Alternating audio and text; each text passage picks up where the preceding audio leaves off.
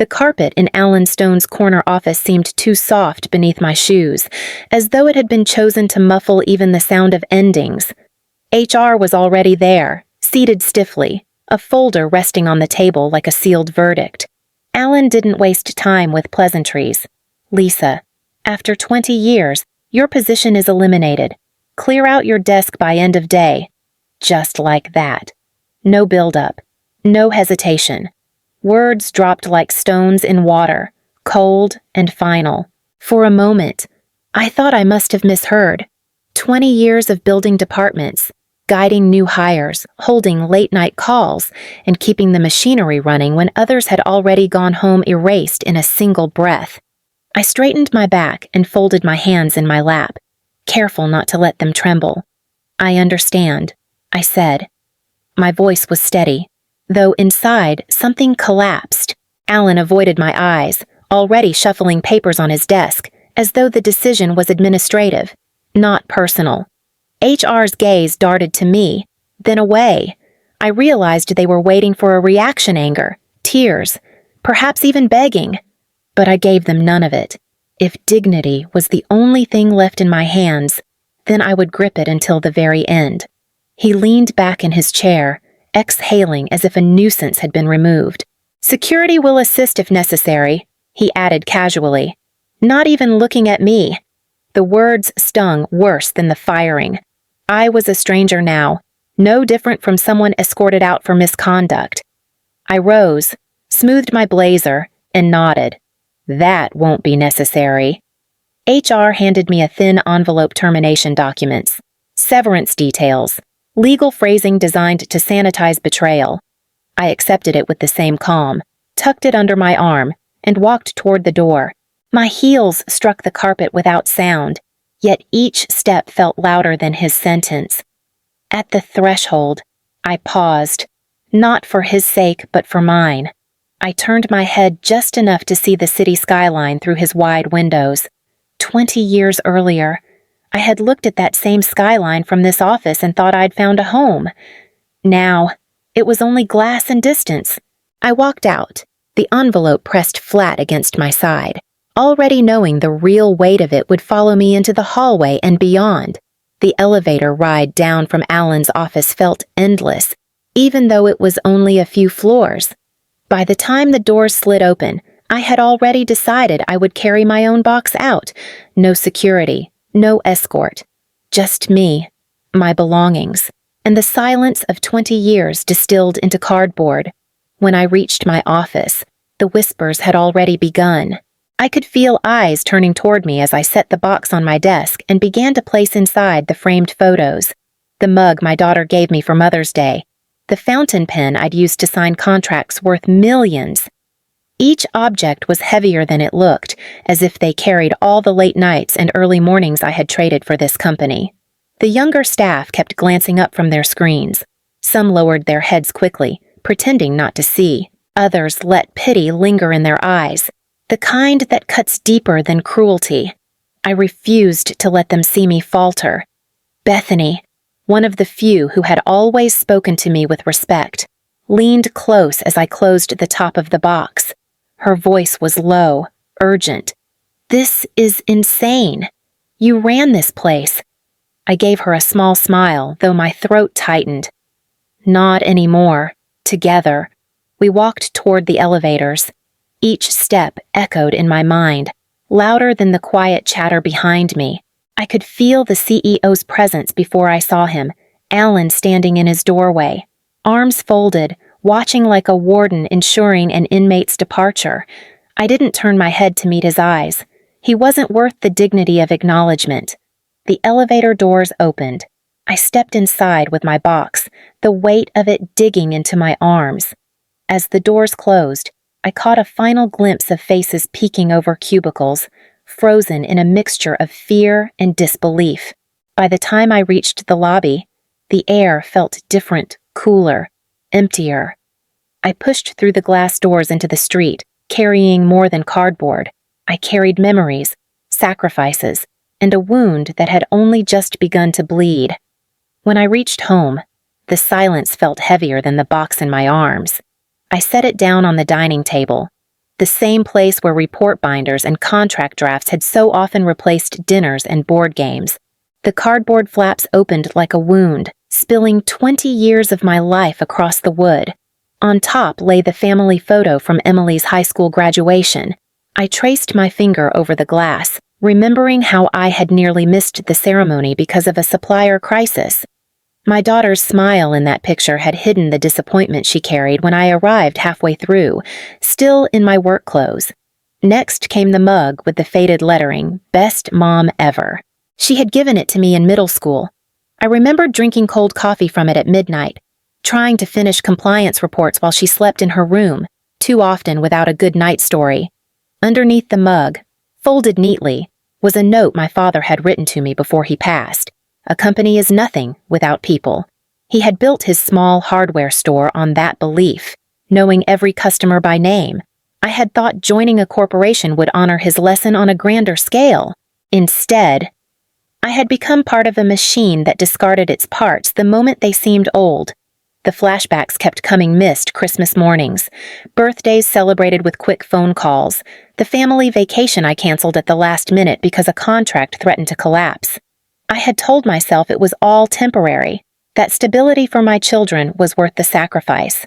Now, sitting alone with these fragments, the truth settled over me like dust. The company had taken my loyalty, my time, my presence as a mother and a daughter, and returned nothing but an envelope and a hollow farewell. I closed the box again, pressing down the flaps with deliberate care, as though sealing away the years themselves. Yet beneath the ache, something sharper stirred. If my sacrifices had been wasted on them, perhaps they no longer needed to remain only scars. Perhaps they could become tools. I couldn't bring myself to leave the box sealed for long. That night, after pacing the kitchen with a cup of untouched tea, I pulled it open again and began spreading its contents across the table.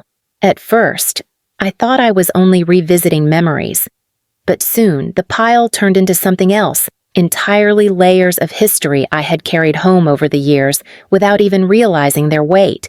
There were notebooks filled with my handwriting, margins scribbled with details only I bothered to track: vendor delays, contract loopholes, clients' unwritten expectations.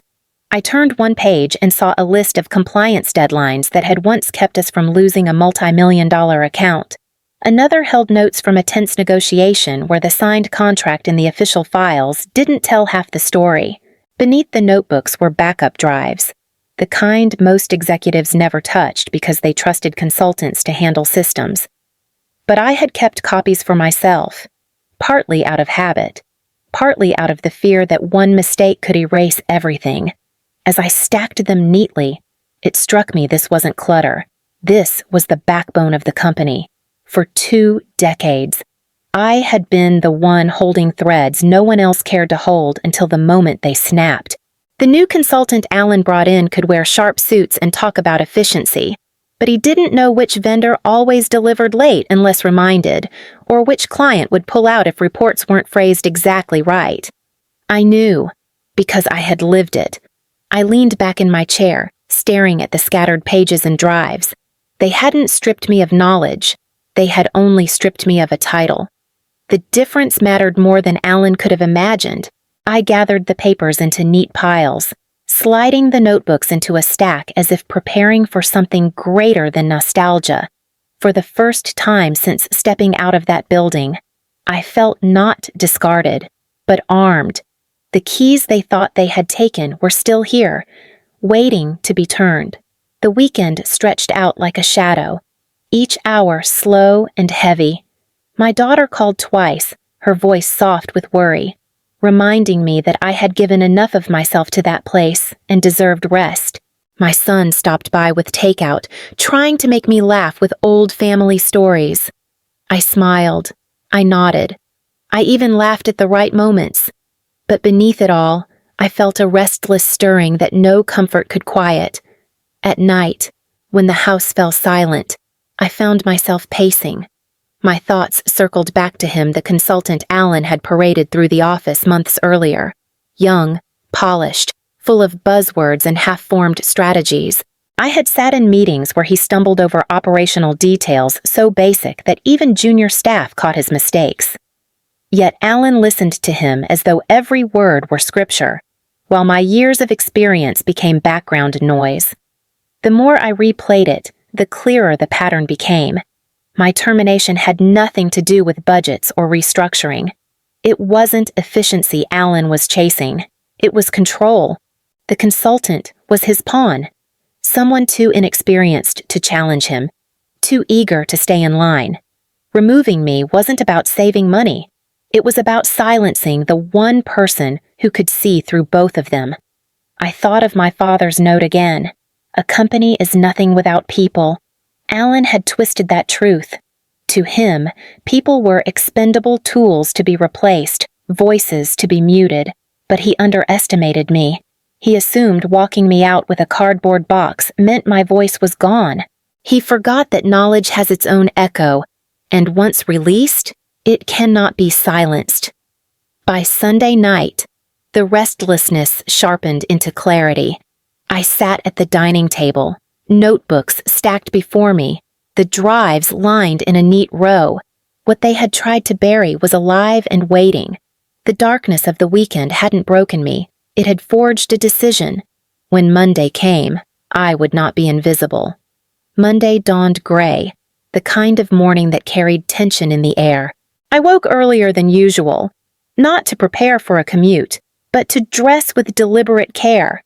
A tailored blazer, the same one I had worn to seal contracts Alan once praised me for. I slipped my notes into a leather folder, checked the drives one last time, and left the house with a steadiness that surprised even me. By mid-morning, the boardroom buzzed with nervous energy. I knew the schedule a compliance review, the kind that demanded precision. Executives were already seated, papers spread across the long table. Then the disruption began. Screens froze, financial systems stalled, and numbers on the audit reports refused to align. Murmurs turned to sharp voices. Panic seeped into the polished room as they realized no one knew where the missing links were or how to repair them. That was when the door opened, and I stepped inside. I hadn't been invited by Alan or HR. I was there because one board member, an old client who trusted me more than any consultant, had asked for my presence. The air shifted instantly. Heads turned, whispers halted, some gasped. Alan, at the head of the table, went pale, his confidence cracking into something raw fear. I walked calmly to the table, every step echoing with the authority he had tried to erase. Without a word, I set my folder down, the sound sharp against the wood. Papers fanned out in front of me, detailed notes, compliance records, vendor histories. The very knowledge their systems now lacked lay at my fingertips. Alan tried to mask his unease, but his voice betrayed him when he finally spoke. "What are you doing here?" I met his eyes. Unflinching, I was asked to help. The silence that followed carried more weight than his dismissal had days before. I had walked out with a box, but today I returned with power, and everyone in the room could feel the shift. I opened the folder, ready to speak, as the board leaned in and Alan's facade began to crumble. I spread the documents across the table, each page a piece of the puzzle they couldn't solve without me. Vendor delays, contract loopholes, compliance gaps, all annotated in my handwriting. I didn't raise my voice. I didn't need to. The silence in the room did the work for me. One board member leaned forward, scanning a page. "These numbers don't match what Alan's team presented last quarter." Alan shifted in his chair, tugging at his tie. "There must be a mistake," he muttered. "No," I said firmly, sliding another report forward. The mistake was trusting a leadership team that ignored warnings I documented months ago. The consultant, red-faced, tried to interject. Systems transition is always messy. If we're given more time, I cut him off with a glance. Time isn't the problem. Competence is. The boardroom grew colder. Executives exchanged uneasy looks. Alan cleared his throat, but his voice cracked. "Lisa, this is highly inappropriate. You don't even work here anymore." I met his eyes steadily, feeling the tremor of all the sacrifices he had dismissed. You declared I was finished. But the truth is, you're finished here. The words landed like a hammer. No one moved for a long moment. Then chairs shifted, papers rustled, and board members whispered to one another. Their faces were not hostile. They were calculating, already weighing what staying with Alan would cost them versus what my presence had just saved. I let the silence stretch, watching him drown in it. For years, he had assumed power meant volume, titles, control. But in that room, with every eye turning toward me, he finally realized power was clarity, and clarity was mine. I closed the folder with calm precision, letting the echo carry through the chamber. The decision was no longer in his hands. The days that followed moved with a speed Alan had never anticipated. By Tuesday morning, the first client threatened to terminate their contract, citing loss of confidence in leadership. By Wednesday, 3 more had joined them, each one demanding assurances the company could no longer provide. The phones in the executive wing rang endlessly, but every call carried the same message: trust was gone. Shareholders panicked. Emails flooded in, demanding explanations, demanding numbers, demanding a head to blame. The press caught whispers of compliance failures and financial inconsistencies. What Alan had brushed off as minor transition issues now stood exposed as negligence. His silence, once a tool of authority, became evidence of guilt. The consultant didn't last long. One morning, his name was erased from the directory, his badge disabled. They dismissed him quietly, but the rumors spread fast. He had been nothing more than a mouthpiece, a shield Alan used to hide his own missteps. Employees began whispering in the hallways, their voices tinged with both fear and awe. Lisa would have caught this. Lisa always had the numbers lined up. Lisa never let a contract slip. My name, once brushed aside as obsolete, returned in murmurs of respect. They finally understood what had been taken from them and why the company was crumbling without it. By the end of the week, the board announced an internal investigation. Alan was summoned into closed-door meetings he no longer controlled. His confident stride through the corridors was gone, replaced with hurried steps and downcast eyes. I watched from a distance, not with triumph, but with a calm certainty. Arrogance had blinded him, and now it consumed him. What he thought was the end of my story had only been the beginning of his collapse. The same board that had once signed my termination now sought my presence again. Not as a silent observer this time, but with an offer I hadn't expected. The boardroom felt different when they called me back in. No longer was I the dismissed manager with a box in my arms. Now, every chair around the table leaned toward me, waiting. The chairman cleared his throat, his tone more careful than I'd ever heard. Lisa, the company needs stability. It needs trust restored. We believe you are the one who can provide that. He paused, glancing at the others before continuing. We'd like to offer you a new position, Chief Integrity Officer. You would report directly to the board. For a moment, I let the words hang in the air. A week ago, they had endorsed Alan's decision to erase me. Now they were asking me to rebuild what he had destroyed. I folded my hands on the table, steady and deliberate. If I consider this, it will not be under the old rules. One eyebrow lifted across the room. What do you mean, I said firmly. A full audit of every department. Complete transparency. I choose my own team, loyal only to the truth, not to office politics. And most importantly, Alan resigns immediately. The room went still. Papers stopped rustling. Breaths held. Alan's name, once untouchable, now lay like a weight on the table. The chairman exchanged looks with the others. A murmur passed between them, low but urgent. Finally, after a silence that felt like an eternity, he nodded, agreed. Alan's absence in the meeting was telling. He was already being cut out, his power dissolved piece by piece. I felt no need to savor it. What mattered now was whether I would step back into the fire or leave them to burn in the ashes. I closed my folder, not yet giving them my answer, but already knowing the choice was mine to make and mine alone. Within days, Alan Stone's resignation was announced in a terse memo. No fanfare, no farewell speeches, just a line about pursuing new opportunities. The consultant vanished even faster. His office cleared overnight as if he had never been there. The company had moved on, and their names became footnotes whispered only in corridors. When I returned, it wasn't through the side entrance with a cardboard box. This time I walked through the front doors, greeted not with pity but with nods of respect.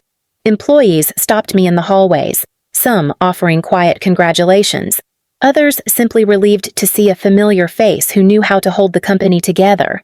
My new office overlooked the city, higher than the one I had left behind. The view wasn't just of buildings and lights, it was of stability being rebuilt, of clients regaining confidence, of employees working without fear of sudden collapse. Meetings carried a different tone now. People spoke openly, decisions were recorded clearly, and accountability wasn't a slogan, but a practice. I established the audit team within the first week. We combed through departments, not to punish, but to restore trust. And for the first time in years, I saw genuine relief in the faces of colleagues who had long felt unheard. It wasn't revenge, it was order. One evening, after the office had quieted, I stood by the window with the city spread out before me. The skyline shimmered in the fading light, the same view I had once stared at through Alan's office, believing I had found a home. Now, it was mine, not given, not borrowed, but earned through endurance.